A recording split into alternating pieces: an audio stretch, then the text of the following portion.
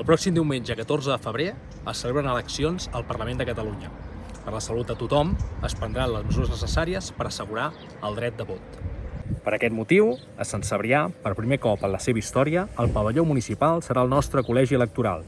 Un espai gran, ventilat i desinfectat, amb un recorregut que evitarà que us creueu durant l'entrada i la sortida. Durant tot el dia hi haurà efectius de protecció civil i policia local que controlaran l'accés ordenat al recinte. Des de Protecció Civil i Policia Local estem treballant perquè el proper diumenge, dia 14 de febrer, es puguin garantir les distàncies de seguretat i tots els protocols Covid que ens ha enviat la Generalitat de Catalunya.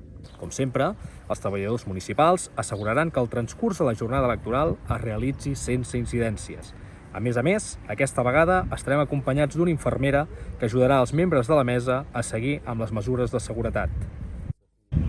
Aquest diumenge, les cebrianenques i cebrianencs que vulgueu podreu exercir el vostre dret de vot d'una forma totalment segura.